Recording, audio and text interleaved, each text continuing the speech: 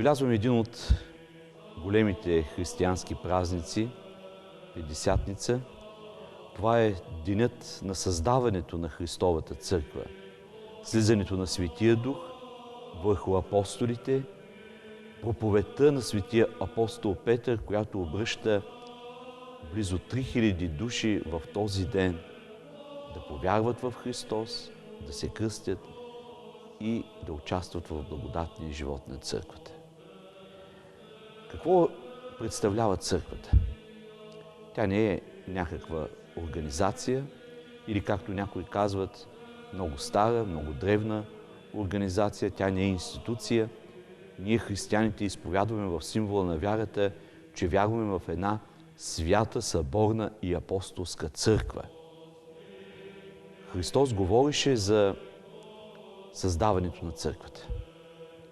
Той обеща на апостолите, че ще дойде Светия Дух, Утешителят, който ще настави самите апостоли, техните ученици и всички християни във всяко едно време, които благодатно обитават в пределите на църквата, на онова, което Спасителят е заповядал, на онова, което Той е говорил, и че ще направи съпричастни всички вярващи в благодатния живот на Светата Църква. Църквата е свята не поради всички нас, които вземаме участие в нейния живот, защото всеки един от нас осъзнава, че е грешен човек, но стремящ се към святост. Тя е свята, защото е учредена и установена от нашия Господ и Спасител Исус Христос. Той е главата на църквата. Той е свят и църквата е свята. Църквата много често се оприличава на лозе. Христос е този, който е самата лоза, а ние, християните, пръчките, които черпим от тези благодатни сокове на лозата. Църквата е наречена и нива, на която се щедро се сее Божието Слово, от което е нужно да изникнат добрите плодове, които християните чрез своя живот в църквата принасят. Църквата е съборна, защото макар и разпръсната по целия свят, тя има единоначалие. Има един глава и това е нашия Спасител Исус Христос. Съборна е, защото се опира и на съборите, на вселенските събори, които установиха каноничните рамки, догматичното й учение и това, което църквата проповядва през всичкото време.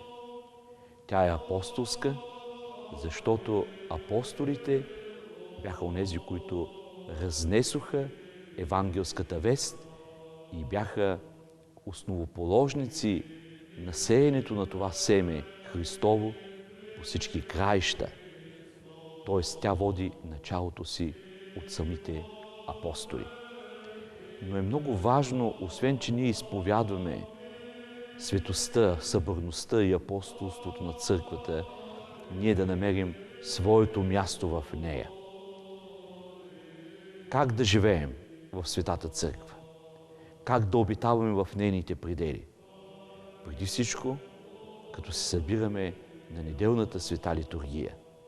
Тогава, когато е призвана цялата църква, т.е. всички християни да се съберат и да участват в Светата Евхаристия, духовно, молитвено, причестявайки се, стоейки със смирение, със страх Божий, с вяра и любов в светата служба. И оттам нататък ние, християните, да бъдем в неразривна връзка с нашия Спасител, с нашия Господ. И излизайки от това евхаристийно събрание на неделния ден, ние да отнасяме винаги в света благодатното Слово за истината, за вярата, за любовта, които ни завеща Спасителят. Тези благодатни истини, които е нужно да проповядваме със своите действия, със своите дела и да свидетелстваме, че ние сме живи членове на Светата Църква. Амин.